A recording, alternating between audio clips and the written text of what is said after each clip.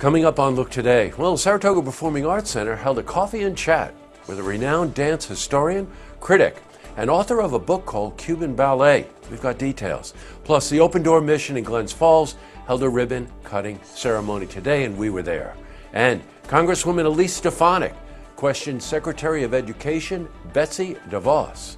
We've got details. All ahead on Look Today.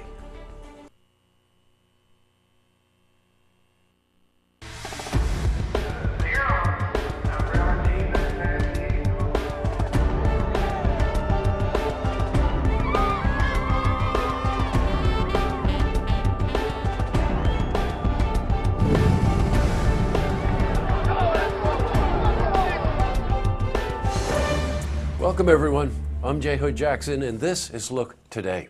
Well, tonight's program, I sit down with Lois Celeste, Executive Director, Saratoga Senior Center. And she's here to talk with us about this year's fundraiser, Music and Mingling. Big one, and it's happening next week. Plus, I also sit down with Ed Larkin. Now, he's board president for Rebuilding Together Saratoga County. And he's here to talk with us about the important work they do in the community, as well as the upcoming golf tournament fundraiser that's happening on June 15. Plus, we've got your weather for the Tri-North counties. But first, these headline stories. Well, in our lead story, the Saratoga Performing Arts Center held a coffee and chat with a renowned dance historian, critic, and author of the book Cuban Ballet. Octavio Roca will be speaking at Skidmore tonight on the life of the National Ballet of Cuba, about its founder, Alicia Alonso. Now, to mark the occasion, he held an informal coffee and chat on the porch of Ann's Washington Inn in Saratoga, and we were there. And we spoke to Octavio about the differences between arts funding in the United States and Cuba. Cuba has a very poor government, but it supports the arts fully. And yes, there are a lot of problems, and I don't support it in any way, and there's a lot of censorship. That said, that ballet company is healthy, and people know about it, and it's a career you can have. You can have dignity when you're in it. Here, if you're a ballet dancer, you have to struggle to make a living. And it's that simple. Interesting perspective, huh? Okay, in other news, well, the Open Door Mission in Glens Falls held a ribbon cutting today for a new 8-person homeless shelter and a resource center. Now, as you know, the shelter was expected to open last November, but it was delayed multiple times due to infrastructure-related issues. Well, community and business leaders attended the ceremony today, which was assisted by the Adirondack Regional Chamber of Commerce. Now, opening marks the first and only year-round shelter in Warren and Washington counties and the completion of phase 1 of that construction project. Now, we were at the ceremony today and we spoke to Kim Cook, President, CEO of the Open Door Mission, about phase 1. Well, phase 1 was the classroom and a resource navigator office where we can do education and help connect people to resources. It was also a lot of infrastructure that happened. The day room where people can kind of hang out and do laundry. There will be a little internet cafe there, but where they can get in relationship with those organizations who are offering services.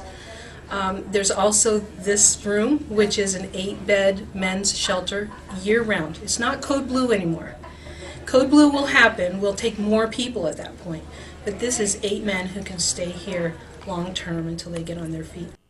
Congratulations to Kim and her team. They work hard to get to today. Switching from news to weather, how about today, right? Second day this week. Highs in the low 70s, sunny, breezy, just fantastic. All right, let's see if it's going to hold up. For a more detailed look at our weather, let's head to the Glens Falls Weather Center for a look at your first forecast. Thanks, Jesse. I'm meteorologist Clarence Sponsor with your first look weather update on Look TV. Right now, we currently have plenty of dry weather across portions of New England.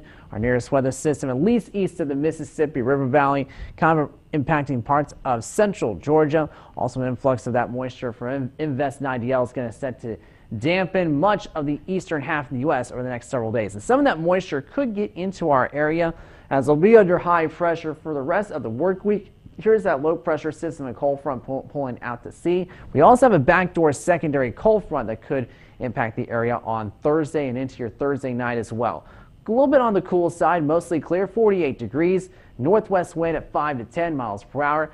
50s throughout the early morning hours with our out-to-door forecast and mainly sunny skies. And we'll keep the sunshine with a high of 75, northwest wind at 5 to 8 miles per hour.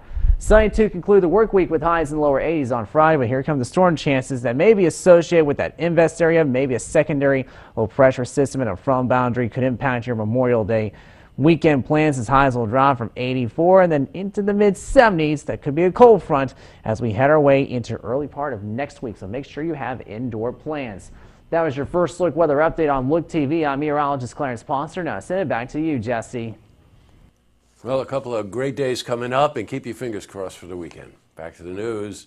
Well, yesterday, Congresswoman Elise Stefanik and her colleagues on the House Committee on Education and the Workforce held a hearing on examining the policies and priorities of the U.S. Department of Education.